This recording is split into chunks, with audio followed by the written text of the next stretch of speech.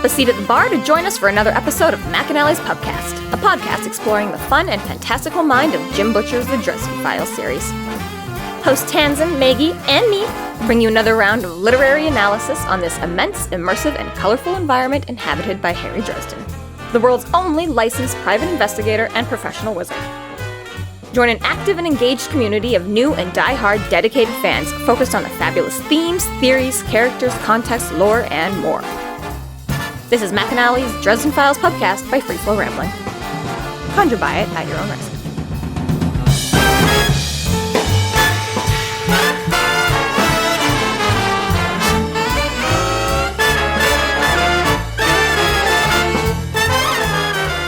Welcome to the McAnally's Podcast, brought to you by Free Flow Rambling. This is episode 18.17, Lashing Out, where we are covering the novel White Knight.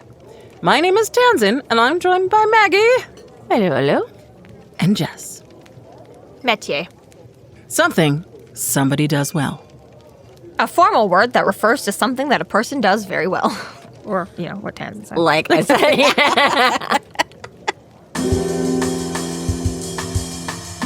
Chapter 32.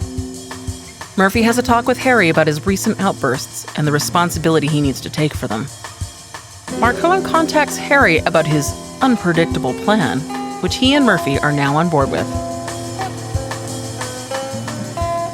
Thomas had gotten the woman and kids clear of the scene and handled what was left of the scabies agent. Well, good, because what were you guys expecting to happen when all these cops came running up to a dog eating a person? Speaking of, Murphy wasn't kidding that it takes emergency response forever to fucking come to that neighborhood. Welcome to the wrong side of the tracks, folks. Oh, that's a really long to be sure, response time.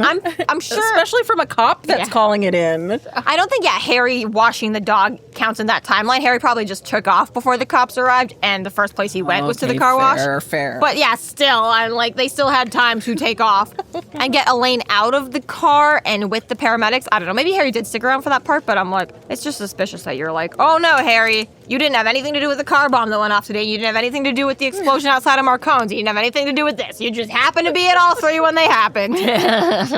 Just make sure don't have a heart attack in that neighborhood. You will not survive. Literally. Just hope a novelist isn't using your neighborhood as a plot point. Go ahead, blow it up. I don't care. But I'm willing to accept that now that you say that, him just taking off and then coming back amidst everything happening makes more sense. Harry at the hospital gives this poor security guard a lesson on tonfas. Yes, the improvised weapon. Which is such a perfectly Harry, non sequitur. For this, security guard. It's a little bit everywhere. Hey, buddy. And he's like, you're going to talk for me? And the guy's like, okay, that's crazy person. Just how he's talking is wow, that sounds like pure exhaustion, and or you do have a little bit of brain damage happening from all the shit prior. Association. Is this just stream of consciousness? And wow, look at that. We learned something. Made me think of working in security because, at least in Alberta, as working in security, there's several laws that work against you. So, in security, you have to wear protective items like steel-toe boots and a hard hat. So when you're doing security work, you go to these sites that require this. But as in laws against security, you're not allowed to have steel-toe boots because it's considered a hidden weapon. Aggressive, yeah. Yeah, and so you have to have certain licensing things. So a lot of the times for working security, what they do is that they get you to buy a 4D meg cell flashlight, and then they teach you how to beat the hell out of people with it. Nice. Yeah. Nice. So the same thing is another thing that works around not having a weapon. Big, giant flashlight. Yeah. Well, when he says a tonfa stick, I got confused and I thought he was talking about tofana, which is like a poison. I was like, the cops are running around with poison sticks now? I missed that. No, he's a security guard. He's not a cop. Whatever it takes, man. Whatever it takes. What is he, just like a little vial of iocane powder in it? Yeah. That's why I was confused for a second, because I've never heard those police sticks. And obviously Harry even clarifies and defines what it is in the same sentence, but I was just like, wait, what? Fuck. Yeah, I don't know the other one, but it makes sense though when you think about it, the shape of those little billy pin. Yeah, you're like, oh, I can totally see that's where that came from. My ADHD definitely appreciated that info dumping moment. Yeah, right? Yes, just a little it. Quirk. That's just, as soon as you learn a new fun fact, you're like, how do I slip this into conversation for the rest of the day? Yeah. Because it's a cool word. But yeah, let's go. Big friendly security types like yourself took away all the real weapons. Guess what? We will always find more weapons and a way to use non-weaponized things as weapons. Fortunately, Welcome the to poor the guy human is race. dismissed by Murphy. It's okay. You can Crazy fuck off guys now. with me. This Kind is of- him and his support animal. Yeah. Although I did appreciate, because I did get the reference where he was, they're there to just be nice until it's time to not be nice anymore. They're the Roadhouse. Like The Roadhouse. Patrick Swayze, I think, was the first one. They rebooted it with Yeah. Gyllenhaal. Yeah, just recently. That one doesn't count. I haven't even watched it. I haven't watched it yet. I I think they changed grabbed the whole it, but I plot or didn't watch something it. like that. And I was like, eh. But yeah, no, the original terrible B-movie cult classic. I love that movie, but it's so bad. It's been on my queue to watch. I also grabbed the original. And And then his excuse, my mouth is partially paralyzed and I can't read. Can't read. I was like, I believe him. it's just a little everywhere in this moment. my Like, whoa, now that God, you're not just- in danger, you're just like, right? Just fucking mess with people because you can. Yes, so Murphy's like, all right? Now we're going to have the talk. Yeah, you motherfucking bitch. Okay, Yep. kid's got power. I've been planning on melting her face off for a while. So it was premeditated. Because you Good to know.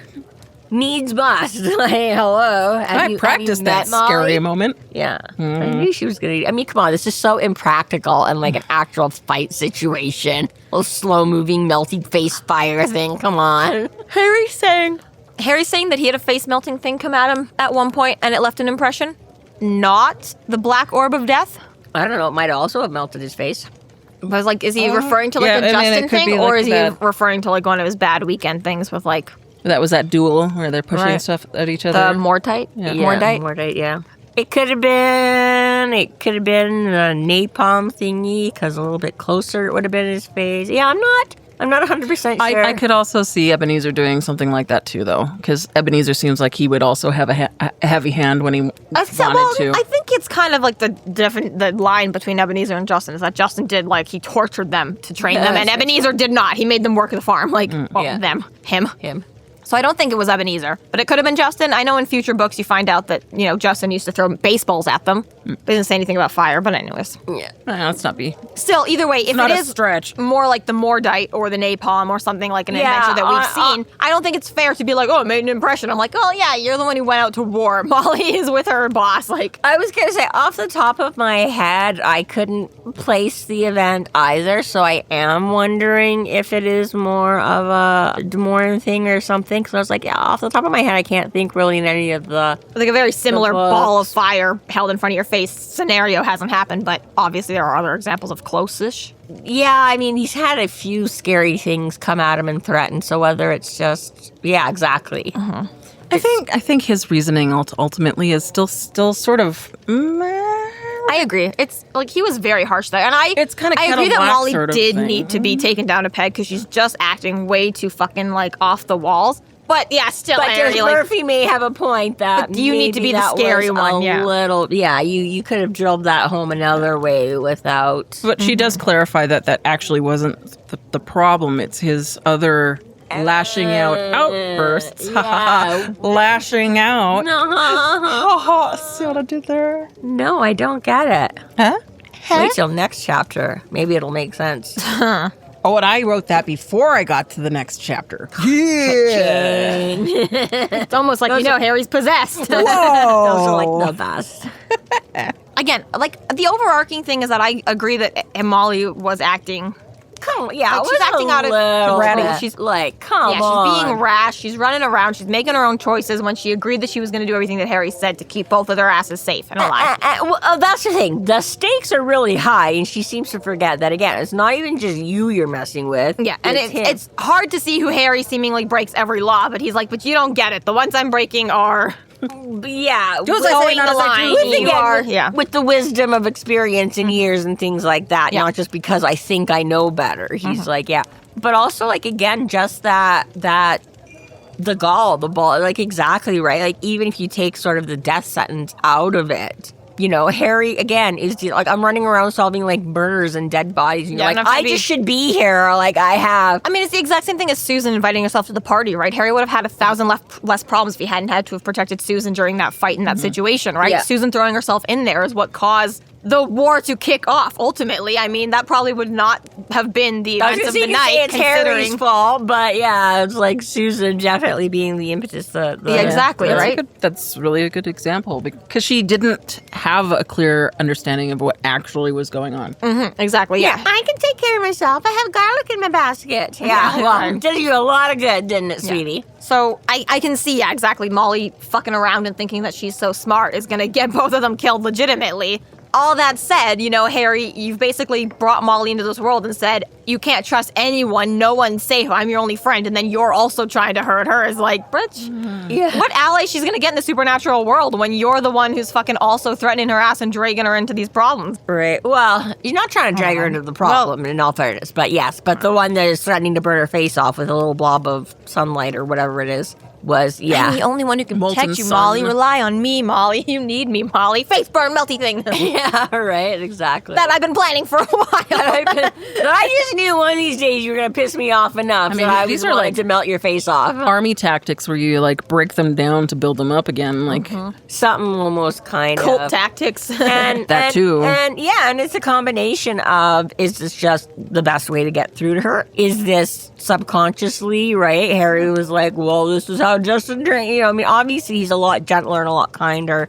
in a lot of other ways. But again, is that just because of what he know? You know what I mean? Like, exactly. Like, how much of that is a knee-jerk reaction and how much of that is well thought out? And he's like, no, she genuinely needs this level of... Which leads coming from, no, Harry, you've been angrier lately. Weirdly angrier, okay? You've always been a fucking crazy and short fuse, but lately it's been way worse. Right. And the fact that she has to bring up like the action because of his actions, what actually happened. Like outside of Consequences. Marcone's and that. Yeah, like he did. And Yeah, it wasn't just about you didn't- Marcone. Yeah, you didn't just melt his trash can and put a gouge on his sidewalk. Like, you impacted the local, X amount of presumably people's known lives, nothing yeah. businesses on the... Yeah, can you imagine, fucking sitting there working your Starbucks job and all of a sudden some, like, fucking garbage can blows up outside your store. Like, again, when you're not in the know, you're like, fucking domestic terrorist attack, something, what the fuck just happened? Like... Yeah, we definitely get a lot of thematic stuff on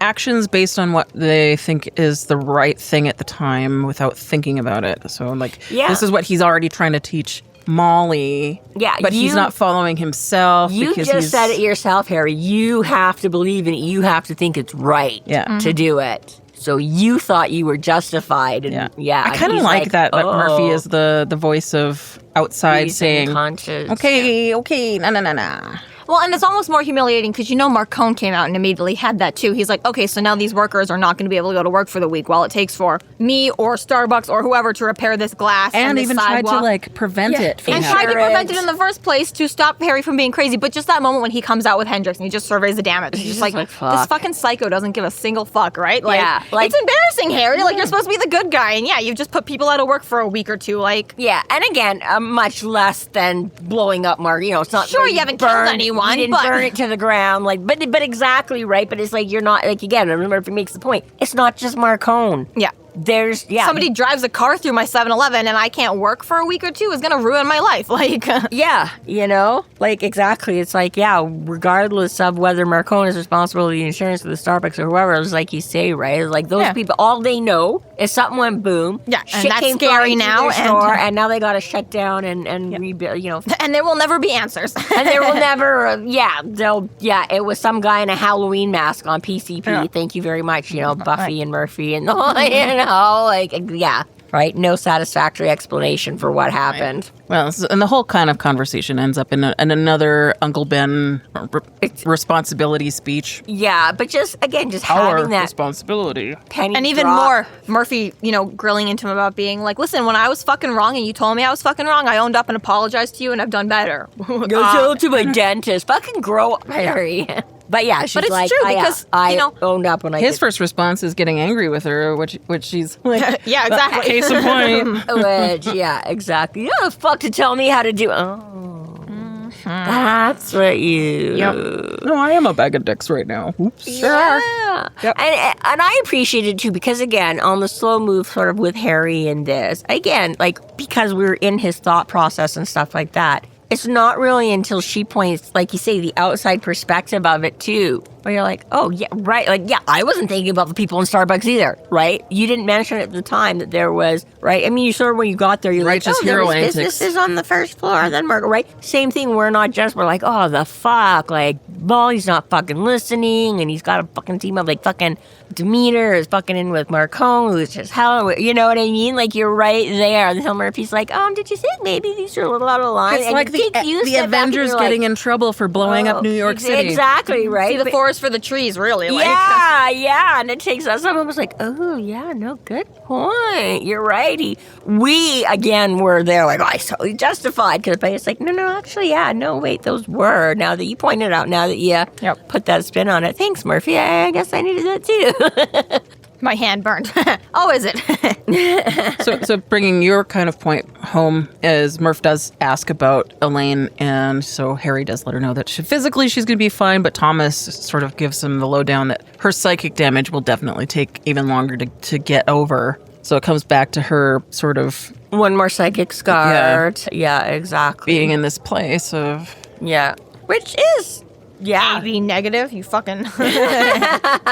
Just give me all of it. I will take anything you have. I am good. God, she's so average. No. That's actually not that common. Should just take from everyone. Yeah, that maybe, but I don't think universal recipients so basic. So basic. So at some point while they're talking, we do figure out that Harry's sort of sitting there waiting for a phone call. Who eventually calls? It's Marcone! And they, of course, give a dutiful sassing back and forth. Say please. Say pretty please. Fuck you. Can I just say, it's been 1 month since we last recorded. It's been 1 month. Since you looked at me. Okay? And if you have ever written Harry Dresden and John Marcone fanfiction and posted on the internet, I have found it and I have read it. I have read everything under that tag that I could possibly find. All of it. That's awesome. Most of it, not great. But some of it, really, really good. Good job. Shout out to... Never been my ship before, but since the last episode, I was like, all right, I gotta look into this. I gotta see what the other people are thinking. And I have scoured the internet. Any possible site that I could possibly think to find anything on. Nice. Yeah. Now I'm going to have to look into it. So if you've read it, I've read it too. If you wrote it, I've read it. So apparently at some point, Harry faxed Marcone some papers of note. And this is sort of the motivator. But I also had visions when he said that. I was like, of the magic going haywire because the fax is still... I was going to say, so he stopped off at Kinko's on his way to all fax it is this shit. That Marcone gets a picture of Harry with two middle fingers up in the air going, fuck yeah! I was like, what comes up first? Oh my God. Yeah, this is just... Yeah, you got the papers I faxed you. And he's already cleared it through his people. Yeah, I had like Monarch and everything look at it already. And what the fuck is wrong with you? But like, just even the opening, he's like, why are you coming to me here? He's like, you're going to help me. Just like, I don't have time for this shit. Just shut up. And then Marco's like, tired. Yeah. And he's like, okay. He's like, well, you need my help, so I don't have time for this shit. Like, yeah, well, I'm tired too, so please. Oh, I'm so tired. I'm like, really, Marcone? It was a cute moment. I liked it. And like, it's so great because Marcone is so, like he always says, Marcone is above that. Marcone doesn't do. Yet at the same time, he has this like more mature way of engaging with Harry's childish dickish. Well, the thing is like, for example, blowing up the trash can, you know, John's not like Larry Fowler. He's not going to sue Harry because, you know, Harry doesn't have shit. Well, that like, too. What is the point of suing you? You have nothing already. Yeah. He's like, but there is something I can get out of you. I will some way, somehow get something. You will owe me something for exactly every slag trash can, it's a something. But even not even demanding, you know, you come work for him for a day. It's literally just say please. Like, it's just so great. He's like, I really don't need anything from you at this point, actually, but I can hurt you. But I know this will piss dignity. You off. And exactly. Yeah. It's great. I love it. Oh, God. All of it. Yeah. So he gets us pretty pleased. Just no cherries. Sans cherries. So then Murphy. So what's that about? What's the next step? So he didn't really get rid of Murphy yet. He does share the bonkers plan, and she is, of course, even that. You're crazy. Come on, this is genius. The highest I can go is insane. Like The best I can give is fine. Maybe you're not like batshit crazy, but yeah, dude, you're insane. But this, I don't get the math. So they're talking about it, right? And they're like, okay, so the whole plan is, so Murphy's like, so what happens if you don't stop it? And he's like, they're going to come at us harder. And if you, I get it might be a more specific type of people, but I'm like, these guys, they're not all Thomas and even potentially Lara. Lara feeds frequently, but she does so in like a controlled, sustainable way, blah, blah, blah.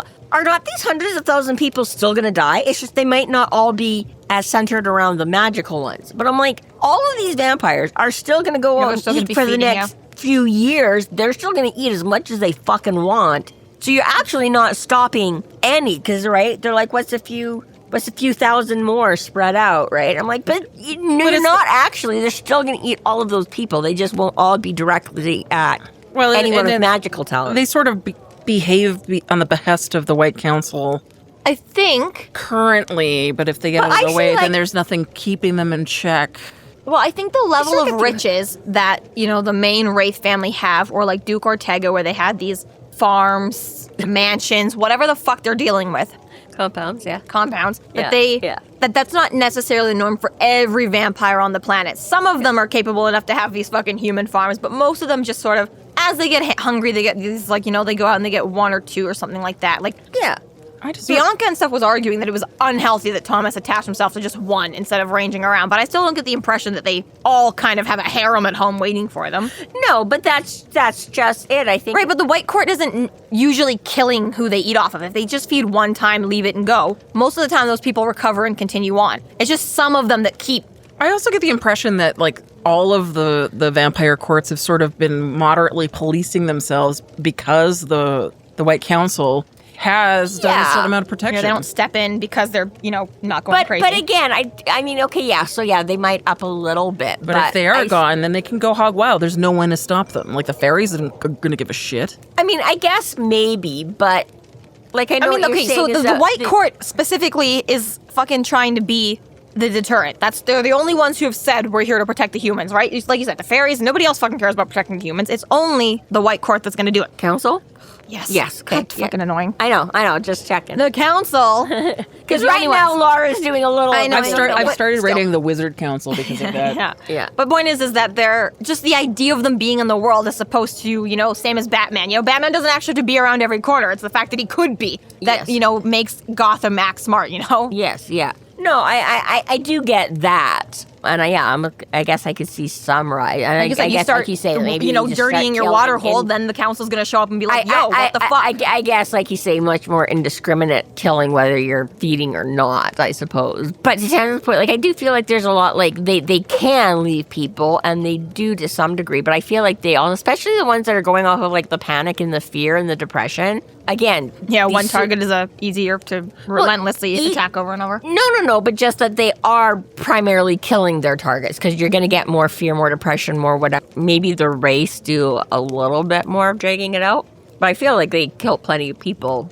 Regardless, I do think you're right. It's not the magical community. It's still going to be regular people that are going to get eaten, because vampires got to eat, technically. Yeah, that's all. So, I guess, yes, if you're doing it simply for the genocide, if you're simply killing them to kill, then yes, you can kill a lot more faster. In the next couple of chapters, we have an example of them policing themselves and not policing themselves. Yeah. Which we'll get to. Regardless of it all, definitely more should the council cease to exist. Yeah, I was just going to say, just the way they're talking about them impacting this, that all of a sudden all these people are suddenly going to die. And I'm like, but I feel like the majority of them... All that being said... was already... There was, earlier in the book, something that Harry used to say, outside of the White Council, and just the supernatural community as a whole, is that the humans are scary when they know. It isn't all of the Supernatural's best interest to not be letting them all know, because we see what happens with the Black Court or such, Yeah. If the people do know something to protect themselves against it, they're good at wiping us out if they want to, if they know something, right? So, to be fair, even if the council isn't around, it's in the best interest not to, bring a brigade of humans at your doorstep and kill you, but... Mortality rate will definitely go higher. Mm-hmm. Yeah. Anywho, that was just my... Yeah.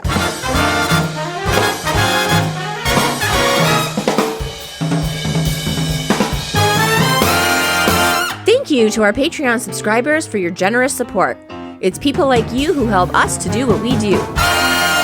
If you're not yet a Patreon subscriber, sign up today and get a fuck ton of bonus content, kick-ass merch, behind-the-scenes outtakes, and more.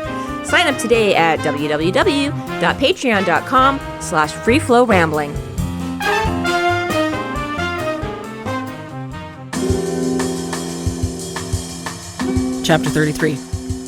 Harry has a conversation with Lash that she isn't the same shadow she was, and that she, like Molly, can make a choice to have a different life. Yeah, Harry starts getting his scheduling on. It's a nice change that he had.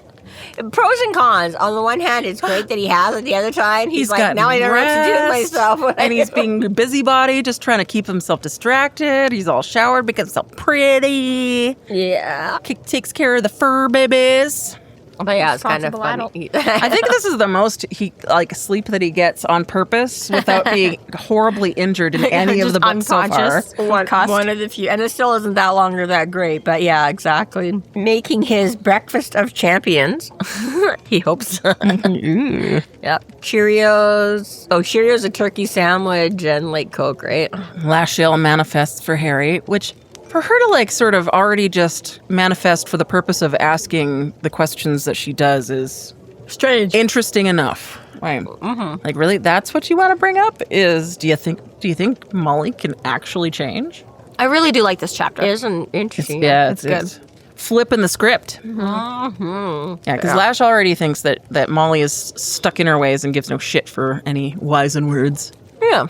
She's already chosen. That's it. You made your choice. That's end of story right there. And he's like, no, she can rewrite it. She can change it. She can. I do like that Harry immediately sort of flips this on her questioning Molly and be like, well, yeah, she has the choice to change what she's doing. And she...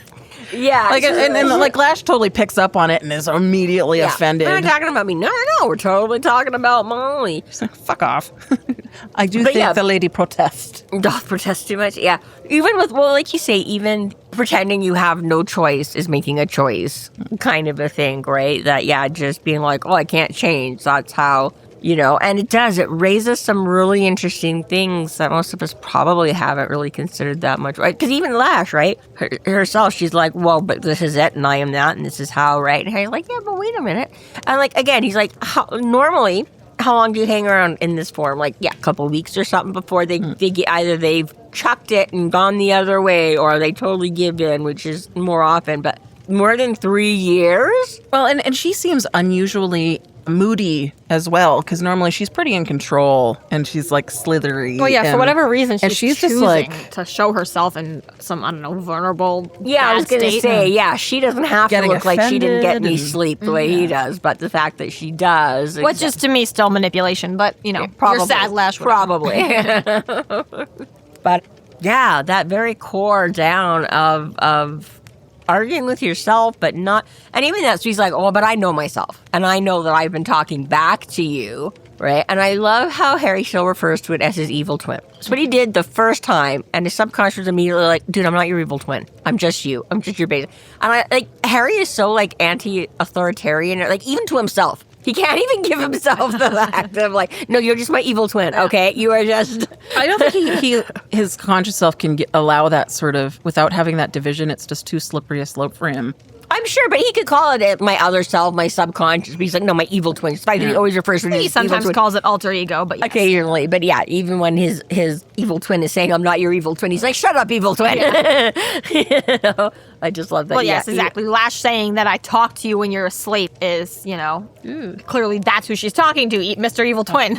Yeah. Which, and again, in light of this whole context that Murphy just brought up, right, is he's like, oh, yeah, that's, I sort of knew it before because you mentioned it and I sort of was aware, but now I'm seeing, right, now it's not just ephemeral, intangible, right? Now he's like, oh, no, there is where it's bleeding through, there is where that influence is being manifested now. It's a little bit weird that Harry had to have it spelled out for him, with Murphy essentially saying, dude, you're scary if you want to be scary.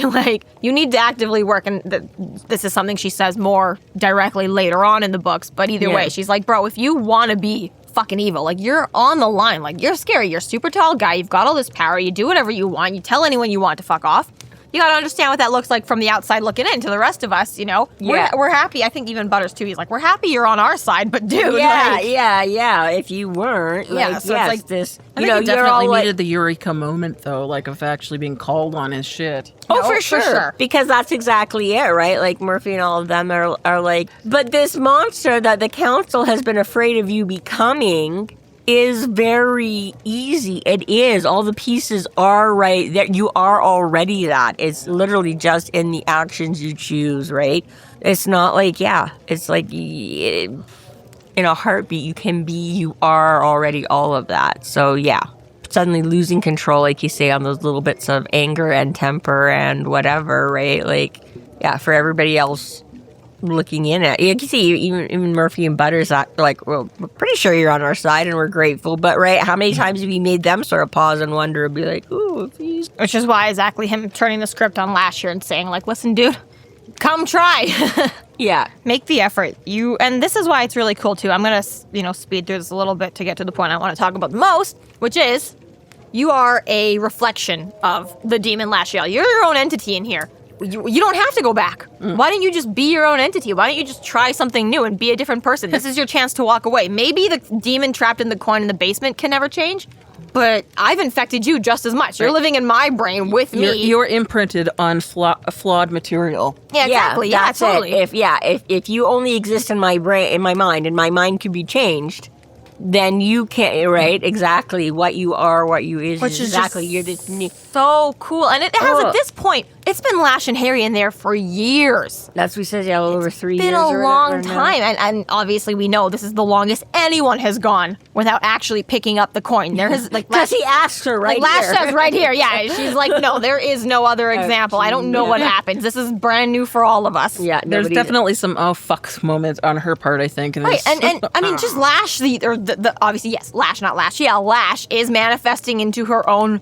something within Harry's brain. There is, she is her own separate Although thing. I have to say, kudos to Harry, because this is the best fucking deal so far. Because you obviously have access to all of her power. I mean, all her power, but all knowledge. of her knowledge. And, right, you've got a fucking Insta-translator. You've got all kinds of spells, all kinds of planning and strategy. What's not power to Lash is power to Harry. You know, the image projecting memory, whatever thing it's called. Yeah. And just like I guess that's still knowledge, but the pain mediation, it's just... Yeah, exactly, right? The discipline, the mental discipline that she gives him. With his, she can tell him how to use it, and exactly most of that he can put into effect himself because he has. So he doesn't have the full-on evil alliance there, still is somewhat, but he still has all the things to tempt it. It's like, really, Harry? It's like, other than gaining a bit more of that power, making some of this. Like, what isn't Lash métier at? So annoying. I wanted this word for the next chapter.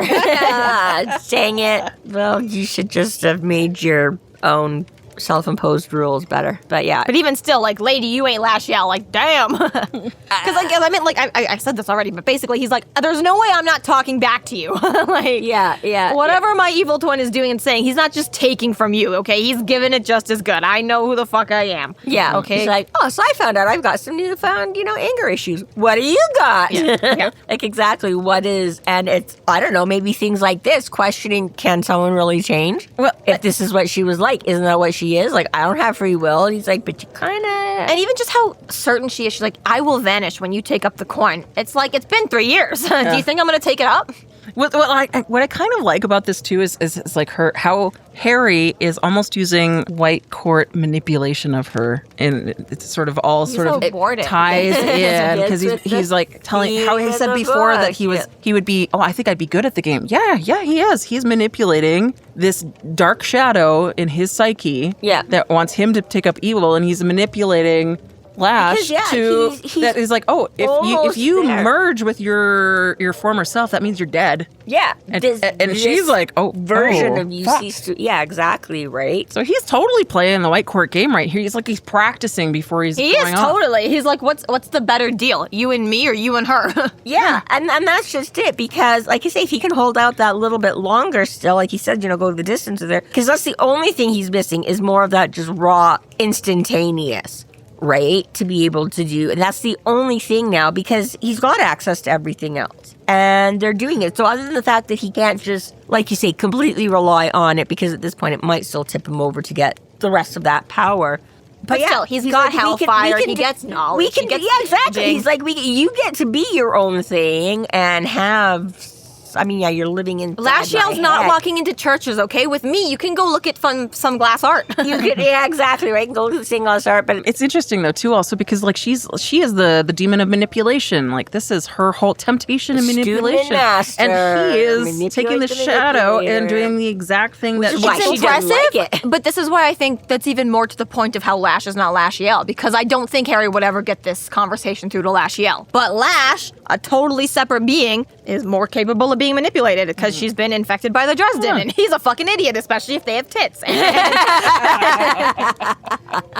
right. Thank God Lash didn't appear as a man when they first met. That would have been an uphill battle. right, throwing a Namshield or something, he would have been like, "Fuck no, dude." Although the angels were gendered anyways, but still. Yeah. But these ones all are. Gendered, yeah, that's what I'm saying, though. Yeah. Lashiel probably could make herself appear as a man, but I think they more have a gender. They're not, yeah. Nothing. But yeah, it again, this Nothing's whole not what I mean. crazy, this whole existential crisis thing that she's got going on, and the points that Harry made. And he does it nice. Like, he's not even in a big hurry to push, and he's not like, come over to my say, come over, He's Plant just a like, seed. Yeah, he's like, I'm cool just to like have kind of like a philosophical conversation with you. I just want to play more Santana with you. Don't think about my music. Really, really giving her something to chew on. And yeah, making her angry, but making her think. And I just love like she basically like tantrums on her way out, where she's just like, by the way, your plan sucks. Yeah. But even the human empathy that Harry has, he's like, I kind of feel bad. Like, I know I'm going to stay human forever, but I'm doing my best to stay human forever. But yeah. I'm totally ruining the plans of this entity whose entire existence is to tempt me to the dark side, and I'm throwing it back in her face. Yeah. It's like, damn, dude. Yeah, absolutely. Well, yeah. Empathy is a good way to take control back. Mm-hmm. Which is, again, one of the few things the angels can't comprehend. And, right, again, they're not. But this isn't an angel. One of the chapters I don't want to talk about, and I just want to quote relentlessly. Yeah. It's really good conversation back and forth. Makes you wonder, though, so that parting shot, or well, just before the parting shot, though, where he's, this is genius in poetry, like, you should have seen what I came up with. Now, is he talking literally just that because it was a couple years ago and he was that much younger and inexperienced? Or is any of that, again, since you came along, also because you have refined my... I think it was more just I was young and dumb and just literally running around like a chicken with my head cut off. Not necessarily like any...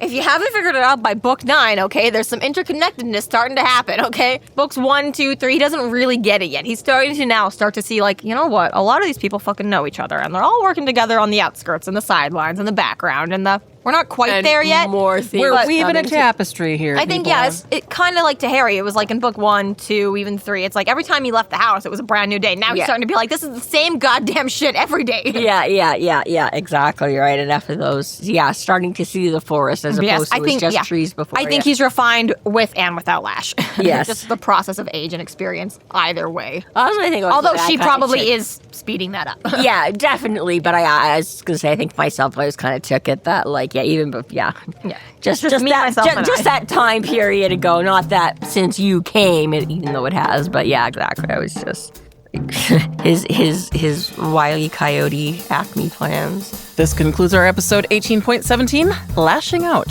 Thank you for listening. You can find us online at freeflowrambling.com and McAnallys.ca. There you have links to our other podcasts, social media, and other fun tidbits. Please subscribe if you like what you're hearing, and please consider supporting us through Patreon to keep the magic alive and to see more content.